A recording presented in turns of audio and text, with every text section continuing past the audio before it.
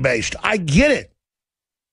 Whether you're Hispanic, black, white, Asian, whatever. The point is, couldn't we come together for free market and freedom? Why does it have to be if America becomes a minority country that we will lose the guns? With the social demographics of Latin American voters, they tend to be socialist or communist. Yes, the guns will be taken. I want to reach out to those folks. Because I've been able to wake up people that are Hispanic or black. I have a lot of Hispanic and black listeners that are really awake and get what's happening and are good people. So I just want to wake everybody up. I want everybody to succeed. I want everybody to either keep their culture, mix cultures, don't, whatever you want to do. I'm a libertarian. That's what I'm getting at. We're going to go to break, come back, have David's response for a short 5-minute segment, then come back again, and I'm going to get into a bunch of questions that I've got for him here. I also want to talk about his take on the IRS, because he is a political prisoner. I mean, they really did target him. You can say, good, throw him in jail. Well, you're a tyrant then, because it could be you next. So that's all coming up. By the way, David Duke, the PhD in history and former, is it Grand Wizard or Grand Dragon, Grand Cyclops? I'm sorry, I think that's so funny. David Duke, I'm going to give you the floor here for the next 4 or 5 minutes. We're going to go to break, come back, get into a whole bunch of questions, other issues you want to cover, where you think the world's going, the economy. But explain to me, and I mean this seriously, where did all this dragon, goblin, cyclops stuff come from? And were you a goblin cyclops before you were a dragon? No, never was a goblin, never was a cyclops. But I am a European American who realized at a very young age that we were going to become minoritized in our own nation, that we were going to lose our rights, our privileges, including our gun rights. And I've seen a lot of destruction of those rights over the years, and they're going to continue to go. And as our country goes, and as the power of the media goes to brainwash our people and to degenerate our people, that's going to continue. And I was a young man who I saw this writing on the wall. I didn't win any popularity contest by joining a nonviolent Klan organization, and I thought I could recover the image, because originally the Klan, as many Americans said, books North and South, restored the freedom, really, of the Southern people and the decency of what's going on in the South in a very horrible Reconstruction period where European Americans in the South were stripped of all their voting rights. And they were done so without any due process. I think the war between the states, for instance, was not a civil war, that the South was fighting for the same principle of freedom and independence the North fought for. And in fact, the North understood this principle. Robert E. Lee's statue is in the Hall of Heroes in the United States Capitol building. Even Jefferson Davis, the first head of the Confederacy. Americans always respected and loved Robert E. Lee. Today, he's being called a traitor. He wasn't a traitor. If he's a traitor, then Thomas Jefferson was a traitor. George Washington was a traitor.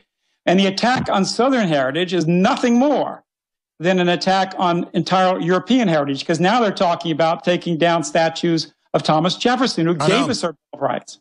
They talk about taking George Washington's name off public schools. They did that in New Orleans, saying that he was unworthy because he had slaves. Well, half of the great heroes of the entire Third World are slaveholders, including an awful lot of Jewish heroes were slaveholders. Just read about Jewish history. The hypocrisy is unbelievable in this country. Well, that's certainly true. Let me interject this. Oh, you said, okay, I'll interject. But now this hour we're going into discussion. I remember even a Washington Post article about a whole bunch of the leaders of the South were actually Jewish. You're not mentioning those leaders. Go ahead. I think not being aware of the Jewish tribalist racism that's been in existence in this world for so long was part of our downfall. I believe Judah P. Benjamin, for instance, who was a treasurer in the South, just like that, a lot of Jews involved in the North as well. I think he basically ripped off the Southern Confederacy. He was in charge of taking the money to safe hold in Great Britain and other places, and he stole. I think he was an extremely damaging element in the South, and the South might have won the war if not for Judah P. Benjamin. We see this historically time after time after time. There's no more intensive racism or supremacism than among Jews. The Jewish Talmud, the chief Sephardic rabbi of Israel, and this is a fact, the chief Sephardic rabbi of Israel was Rabbi Yosef. He was in coalition with Netanyahu. He literally got on the radio in Israel. He made a statement that the only purpose of non-Jews, Gentiles on earth, was to serve Jews. That Gentiles were meant to work and bind and sieve and dig, and Jews were meant to sit and eat. He compared people like yourself and myself, other Gentiles around the world, black people as well, anybody who's not a Jew, with a donkey. Oh, we want our Gentiles to have a long life, just like we want our donkey to have a long life so they can serve the Jew. Now, those are his words.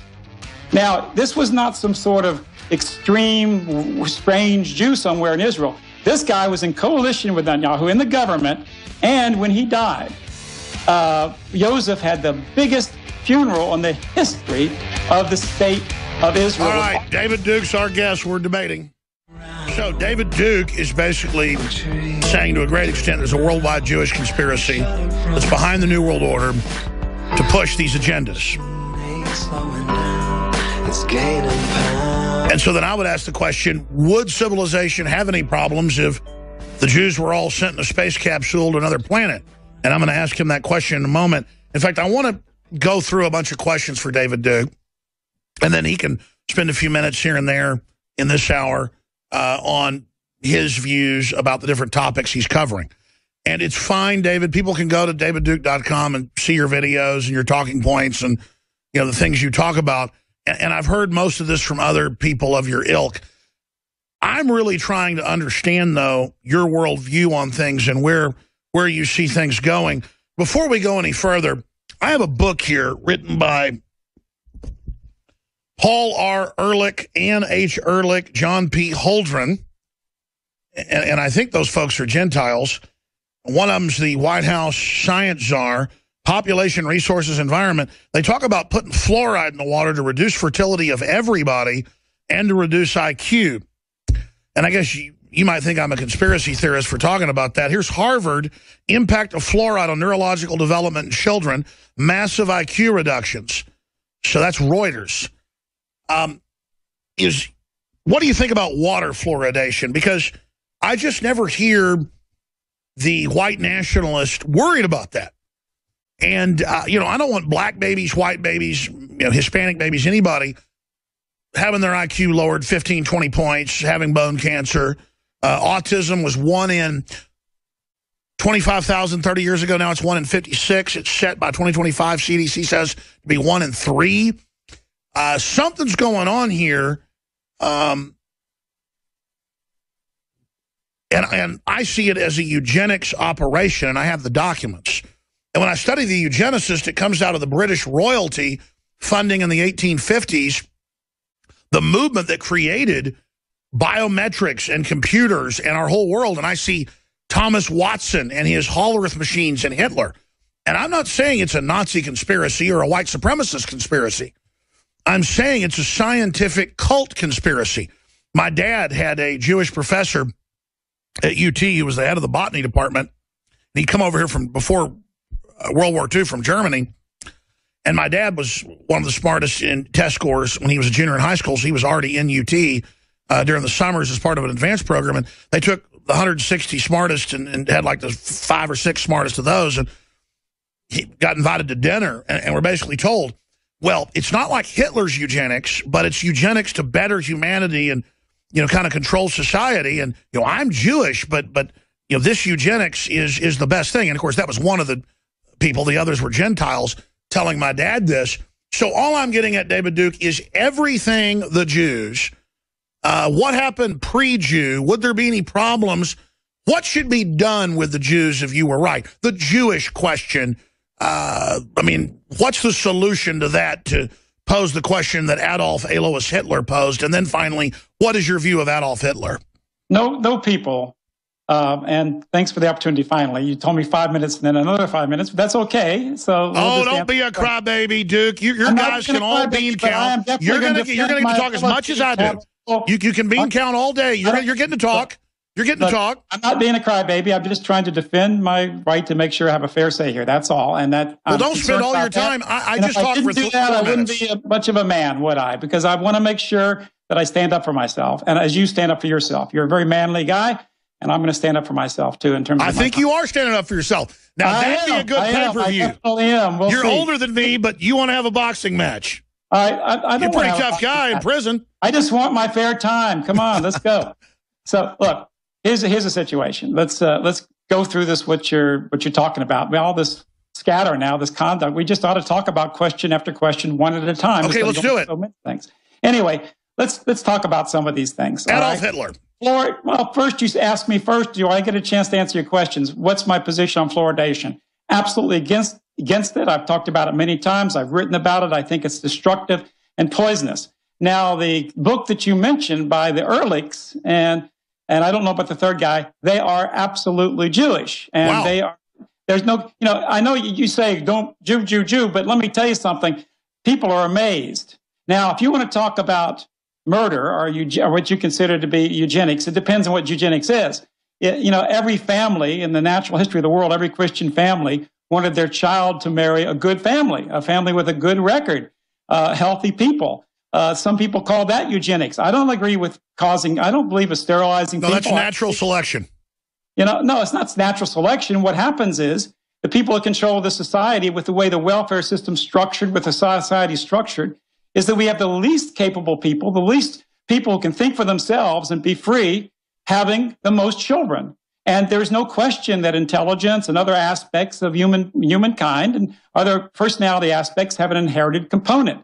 That's the truth. I think Mr. Crick, by the way, who discovered the DNA, that was one of the greatest scientific achievements of all time. And it's led to the saving of literally hundreds of thousands of lives, developing ways to combat many diseases. I certainly am opposed to the vaccination that I think has been poisonous to many people. I'm not in favor of that. So on these positions, and by the way, Monsanto, which I think was one of the world's great evils, is one more. Do you know who the Monsanto family was? I'm from New Orleans. I know all about it. I've got my scholars researching the Monsanto family. I'm going to put out a documentary on it. The Monsanto family was a huge Jewish slave-holding family. 40% of Jewish families own slaves in the United States of America. Jews all over the world own slaves. And yet there's no guilt for Jews. That's why I bring up the subject, because the tremendous hypocrisy, and that shows you who controls our society. Let's talk about the real murder and mass murder. The greatest mass murder of the 20th century. I wrote a book about it called The Secret Behind Communism. I even interviewed, and I became friends with the very great Alexander Solzhenitsyn, one of the greatest men, most courageous men of the 20th century. And I have quotes from him. And he said, the reason why the world doesn't know much about the greatest mass murder of all times is because the world now is in the hands of the perpetrators. Soviet communism was literally almost entirely a Jewish condition, a Jewish promotion. And by the way, Jewish Zionists, as well as Jewish communists, supported it. The chief financial supporter of the Bolshevik Revolution was Jacob Schiff, one of the biggest capitalists of the world. Now, why would, Trotsky literally sat down with Baron von Rothschild in Vienna. That's written in Jewish books. Why would the leading communist sit down with the leading capitalist? Okay, the reason is because whether they talk about capitalism or they talk about communism, what you're really talking about is Jewish supremacism.